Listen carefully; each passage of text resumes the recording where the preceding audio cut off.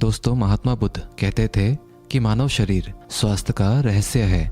इसीलिए अतीत पर शोक मत करो, भविष्य की चिंता मत करो। बुद्धिमानी तो यही है कि आप ईमानदारी से अपने वर्तमान में जिएं।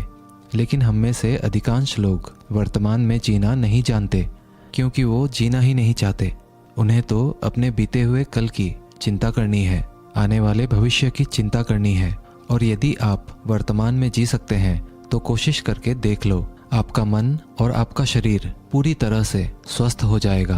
एक बार जब आप वर्तमान में जीने लगते हैं तो ना ही आपको अतीत के बीतने का दुख होता है और ना ही आने वाले भविष्य की कोई चिंता रह जाती है, बल्कि वर्तमान में चलने वाली आपके सांसें भी आपको वह आनंद देगी जो आज से पहले आपने कभी भी अनुभव नहीं किया होगा।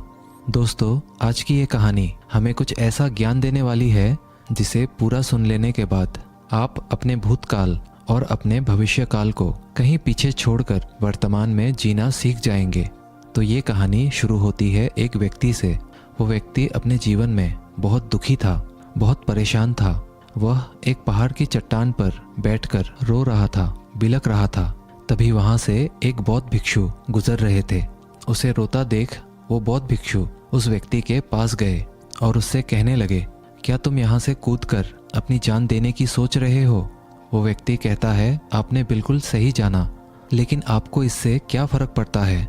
ये मेरा जीवन है, मैं इसके साथ जो चाहूँ वो करूँ।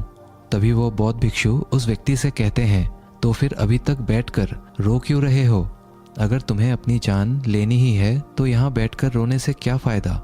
इस बात को सुनकर वो व्यक्ति थोड़ा सा क्रोधित हो जाता है और उस बौद्ध भिक्षु से कहता है, देखिए महाराज, मैं यहाँ पर जो करने आया हूँ वो तो मैं करूँगा ही, लेकिन आपको इसमें दखल अंदाजी करने की कोई ज़रूरत नहीं। इतना कहते ही वो व्यक्ति फूट फूट कर रोने लगता है। तभी वो बौद्ध भिक्षु उससे कहते हैं, अच्छा ये बताओ, क्या तुम सब कुछ छोड़ आए हो या फिर अपने साथ कुछ लाए हो? तभी वो व्यक्ति बौद्ध भिक्षु को जवाब देते हुए कहता है, हे गुरुदेव, मैं सब कुछ छोड़ आया हूँ। मेरे पास अब कुछ नहीं है और ना ही मेरे पास इस वक्त कुछ खोने के लिए बचा है, तो फिर भला मैं जीकर क्या करूँगा? ये सुन वो बौद्ध भिक्षु उस व्यक्ति से कहते हैं, यदि ऐसा है तो तुम अपने सिर पर ये बोझ लिए हुए क्यों धो रहे हो? बौद्ध भिक्षु की ये बात सुनकर थोड़ा सा आश्चर्यचकित हो जाता है और उन बौद्ध भिक्षु से कहता है, हे गुरुवर, मैं कौन सा बोझ लिए धो रहा हूँ? मेरे हाथ खाली हैं और मेरे पास कुछ भी नहीं है। तभी वो बौद्ध भिक्षु कहते हैं, तुम्हारी सांसें भी ठीक से नहीं चल रही है। तुम आए तो हो यहाँ दुनिया छोड़ने और फूट फूट कर रोए भी जा रहे हो। एक खाली इंसान कभी भी ऐसा नहीं करता। जो कंगाल हो चुका हो, जिसके पास और कुछ ना बचा हो, वो भला क्यों रोएगा? ये सुन वो व्यक्ति और भी क्रोधित हो जाता है और उस बौद्ध भिक्षु से कहता है, आपको इससे क्या मतलब? तभी वो बौद्ध भिक्षु उस व्यक्ति से कहते हैं, क्या तुमने कभी अपने अंतर की ओर झांकने की कोशिश की है? तुमने कितना बोझ उठाया हुआ है? तुम अपने जीवन में कितना कुछ बोझ लेकर अपने इन दो कंधों पर धो रहे हो? इन सभी बोझों को कब तक धोओगे? इन बोझों को यहीं पर उतार दो और थोड़ा सा हल्का हो जाओ। कब तक इन बोझों के तले दबे रहोगे? जैसे ही उस व्यक्ति ने उस बौद्ध भिक्षु के मुंह से ये सारी बातें सुनी, वो तुरंत ही उनके चरणों में गिर पड़ा और उनसे हाथ जोड़कर कहने लगा, हे गुरुदेव, अभी तक मुझे कोई नहीं समझ पाया था। यहाँ से कई लोग आए और गुजर गए, लेकिन किसी ने भी मुझसे ये सब नहीं कहा। आपने तो मेरे मन की बात पढ़ ली, यहाँ तक कि मेरे घरवाले भी मुझे नहीं समझ पाए, लेकिन आपने एक बार में ही मुझे पूरी तरह से जान लिया है। आगे वो व्यक्ति बौद्ध भिक्षु से कहता है, क्या आप मेरी इस समस्या का समाधान कर सकते हैं? बौद्ध भिक्षु कहते हैं, कहाँ है समस्या? वो व्यक्ति कहता है, मेरे घर पर है, आप मेरे साथ चलिए। वो बौद्ध भिक्षु उस व्यक्ति से कहते हैं, नहीं, समस्या तुम्हारे घर पर नहीं है। वो व्यक्ति कहता है, नहीं नहीं गुरुदेव, समस्या मेरे घर पर ही है। आप एक बार मेरे साथ चलकर तो देखिए। वो बौद्ध भिक्षु उस व्यक्ति को समझाते हुए कहते हैं, समस्या तुम्हारे घर पर नहीं, तुम्हारे भीतर है। क्या तुमने कभी अपने भीतर झांकने की कोशिश की है? सारी समस्याएं तुम्हारे भीतर है। जब तक तुम उसका समाधान नहीं करोगे तो तुम्हें हर जगह हर समय समस्या ही दिखेगी। और यदि समस्या तुम्हारे घर पर है तो तुम इस पहाड़ की चोटी पर क्या कर रहे हो? तुम तो कह रहे थे कि तुमने पीछे सब कुछ छोड़ दिया है, अपना घर, अपने परिवार, अपने सगे संबंधी, और यदि तुमने ये सारी चीज़ें छोड़ ही दी हैं तो तुम्हारी समस्या भी वहीं पर छूट गई है। फिर तुम भला इतने परेशान क्यों हो? उस बौद्ध भिक्षु के मुंह से ये सारी बातें सुनकर वो व्यक्ति कहता है, हे गुरुवर, आप सही कहते हैं, मैं आपकी बातों को समझ पा रहा हूँ। कमी तो मेरे ही अंदर है, मैं किसी काम का नहीं हूँ। मैं जब भी कोई काम करने जाता हूँ तो सब बिगाड़ देता हूँ। मेरे हाथों सारे काम गड़बड़ हो जाते हैं। मैंने आज तक कोई भी काम ढंग का नहीं किया। मेरी तो किस्मत ही खराब है। उस व्यक्ति के मुख से ये सारी बातें सुनकर बौद्ध भिक्षु मुस्कुराने लगे और उस व्यक्ति से कहा, अच्छा, तुम्हें लगता है कि तुम्हारी किस्मत खराब है, तो मुझे ये बताओ क्या खराबी है तुम्हारे किस्मत में? तभी वो व्यक्ति उस बौद्ध भिक्षु से कहता है, हे गुरुवर, मुझे व्यापार करना था और व्यापार करने के लिए मुझे धन की आवश्यकता थी। इसीलिए मैंने अपने परिवार से थोड़ा सा धन लिया और उसी धन से मैंने अच्छा सा व्यापार खड़ा किया। लेकिन गुरुवर, मेरा व्यापार ज़्यादा दिन तक नहीं चल सका। शुरू में मेरे परिवार वालों ने मेरा पूरा साथ दिया और तब तक सब कुछ ठीक भी चल रहा था। लेकिन धीरे धीरे मुझे मेरे व्यापार में नुकसान होने लगा और ये सब देख मेरे परिवार वाले मुझसे नाराज़ हो गए और मुझसे दूर चले गए। मैं तो चाहता था कि मैं अच्छा व्यापार करूं, अच्छा धन कमाऊं, ताकि मैं अपने परिवार को अच्छे से संभाल सकूं, उन्हें वो हर सुख सुविधा दे सकूं जिनकी उन्हें आवश्यकता है। मैं तो सब उन्हीं के लिए कर रहा था, लेकिन वो लोग मुझे समझ नहीं पाए और मुझे ही इसका जिम्मेदार ठहराते हैं। और मुझे भी यही लगता है कि मैंने गलत किया, क्योंकि मेरा भी एक मित्र है, उसने मेरे साथ ही व्यापार शुरू किया था, लेकिन उसका देखो, उसका व्यापार बहुत अच्छा चल रहा है। मेरा मित्र जब भी मेरे घर आता है तो अपने अच्छे व्यापार की बातें अवश्य बताता है। वो हमेशा ये कहता रहता है कि किस तरह से उसने अपने दम पर व्यापार को खड़ा किया है और उसे चलाने में भी वह सक्षम है। किस तरह से उसने जी तोड़ मेहनत की और अपने व्यापार को उन ऊंचाइयों तक ले गया। ये सब सुन मेरे परिवार वाले भी मुझसे कहते हैं, देख, वो तेरा मित्र है, उसने अपने व्यापार को कहाँ से कहाँ ले गया, और तूने तो हमारी जमा की हुई पूंजी भी गवा दी, हमारा नुकसान करा दिया। मेरे परिवार वाले मुझसे हमेशा यही कहते रहते हैं कि तेरे बस का कुछ नहीं। इन तानों को सुन सुनकर मैं बड़ा परेशान हो चुका था। इसीलिए मैंने कर्जे लिए और नया व्यापार खड़ा किया, लेकिन वहाँ पर भी मुझे मुंह की खानी पड़ी और मेरा व्यापार पूरी तरह से चौपट हो गया। अब तो हालत यहाँ तक आ चुकी है कि मेरा घर भी अब गिरवी पड़ा हुआ है। अब आप ही बताइए गुरुवर, मैं क्या करूं? तभी वो बौद्ध भिक्षु उस व्यक्ति से कहते हैं, अच्छा, तुम्हें ये पता है कि तुम्हारा मित्र तुम्हारे पास क्यों आता था? तभी वो व्यक्ति कहता है, हाँ, मुझे अच्छी तरह से पता है। वो मुझे मेरे घर वालों के सामने नीचा दिखाने के लिए आता था, मेरी बुराई करने आता था। वह ये जताने आता था कि वो मुझसे व्यापार में कई गुना आगे है, श्रेष्ठ है। वह चाहता है कि मैं उसकी सफलता देखकर दुखी रहूं, तड़पता रहूं और परेशान रहूं।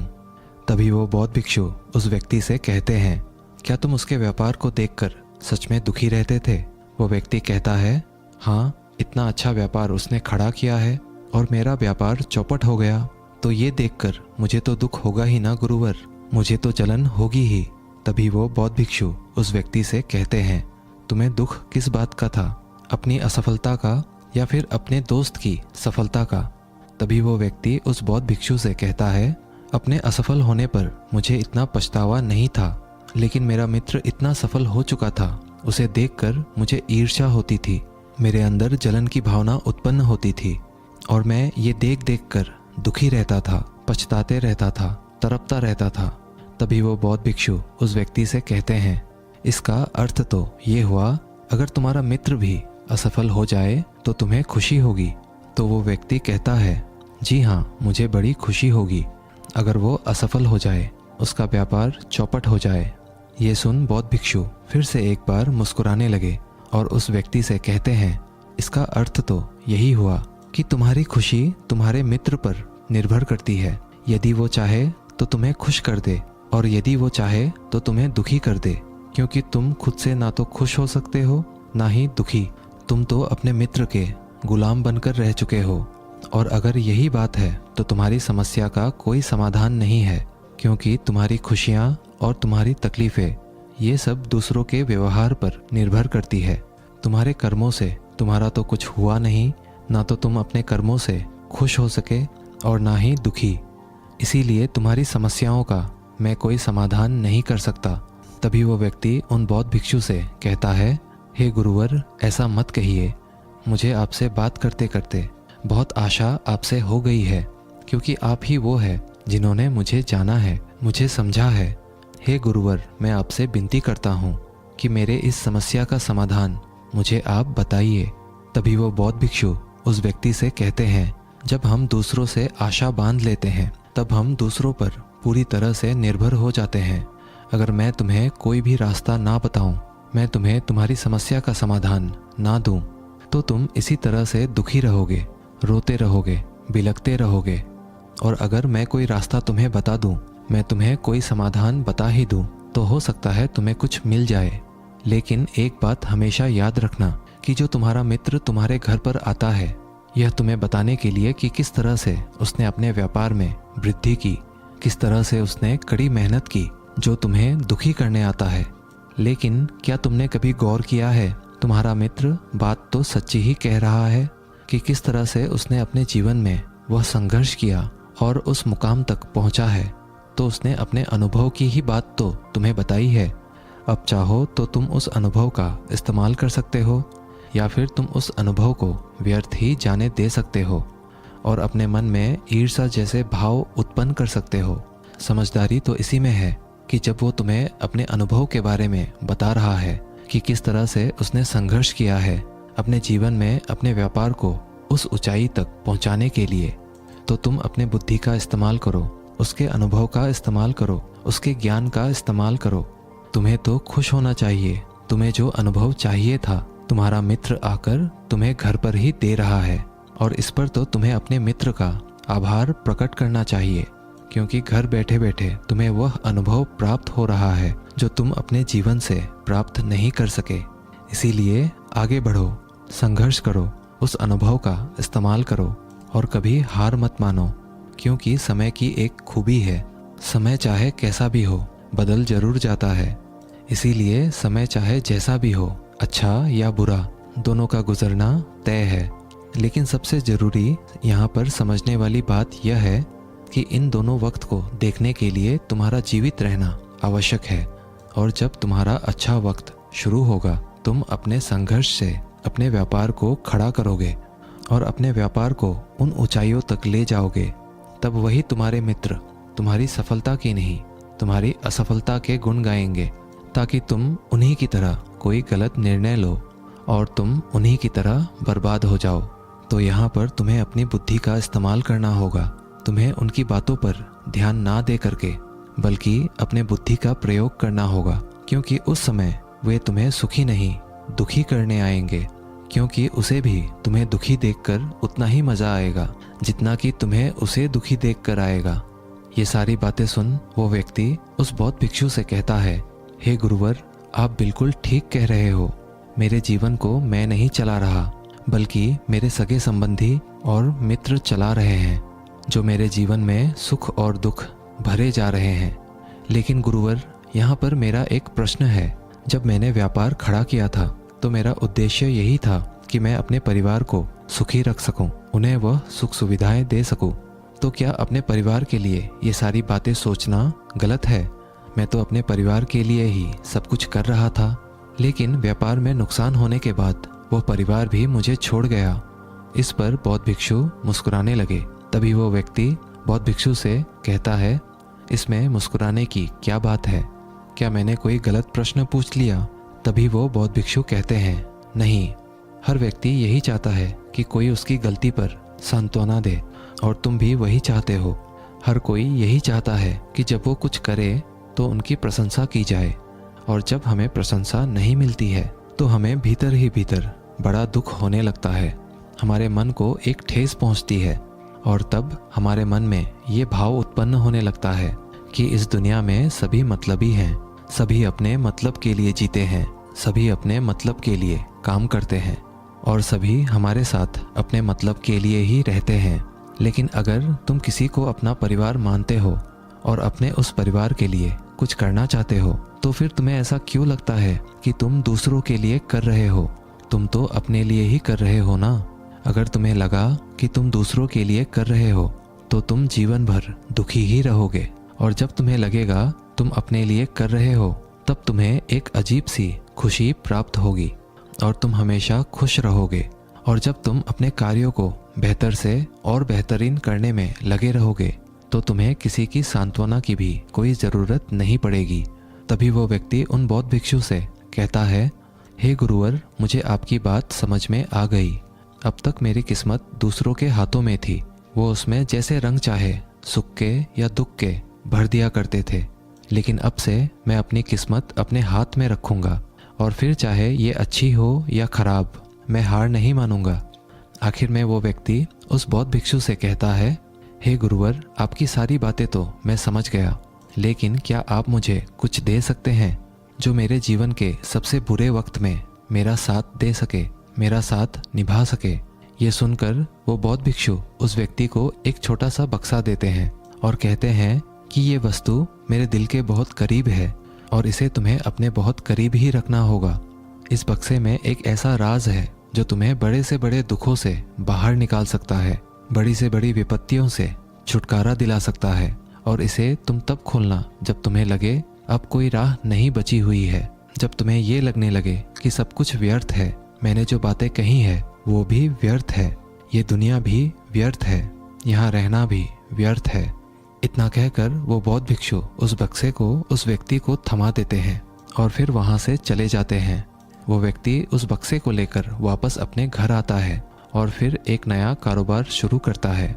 अब की बार वो कारोबार में हार नहीं मानता है और उसका कारोबार बहुत अच्छा चल पड़ता है। उसका कारोबार चलने के कारण उसका परिवार भी अब उसके साथ आ चुका था। उसके पास जीवन की हर सुख सुविधाएं भी आ गई थी। अब वो ना तो भूतकाल का रोना रोता था और ना ही भविष्य काल की चिंता करता था। वो तो केवल अपने वर्तमान को और ज़्यादा बेहतर बनाने की कोशिश में लगा रहता था। लेकिन समय हमेशा बदलता रहता है। जिस तरह से बुरा समय हमेशा नहीं रहता, ठीक उसी प्रकार अच्छा समय भी हमेशा नहीं रहता। उस व्यक्ति के जीवन में एक बार फिर से अच्छा समय समाप्त हो चुका था। वो जिस राज्य में रहता था, उस राज्य पर पड़ोसी राज्य ने चढ़ाई कर दी थी और पूरा राज्य तबाह कर दिया था। उसका व्यापार भी पूरी तरह से तबाह हो चुका था। वह अपने परिवार के साथ दर दर की ठोकरें खाने लगा। उसे यहाँ से वहाँ भागना पड़ा, यहाँ तक कि उसके पास खाने पीने के लिए भी पैसे नहीं बचे थे। उसके बच्चे भी अब बीमार पड़ चुके थे, उनके इलाज के लिए भी उसके पास पैसे नहीं थे। तब उसे एहसास होने लगा ये सब व्यर्थ है, उसका ये जीवन जीना भी व्यर्थ है, ये पूरा संसार व्यर्थ है और जो कुछ भी बातें उस बौद्ध भिक्षु ने कही थी वो सारी बातें भी व्यर्थ हैं। आज मेरे पास कुछ नहीं बचा, आज मेरे पास जीने का कोई मकसद नहीं बचा। वो व्यक्ति अंदर से पूरी तरह निराश हो चुका था, अंदर से पूरी तरह से टूट चुका था। वो व्यक्ति ये सब सोच ही रहा था, तभी उसकी नज़र उस बक्से पर पड़ी जो उसे उस बौद्ध भिक्षु ने दिया था। फिर उस व्यक्ति ने उस बक्से को खोला। उस बक्से में एक पर्ची थी जिसमें यह लिखा था कि आपकी नई जिंदगी की शुरुआत कहीं से भी हो सकती है। आपके पास सोने का सिक्का हो ना हो, लेकिन आपके पास वो हिम्मत तो है, तो कुछ ना कुछ आप अवश्य ही कर लेंगे।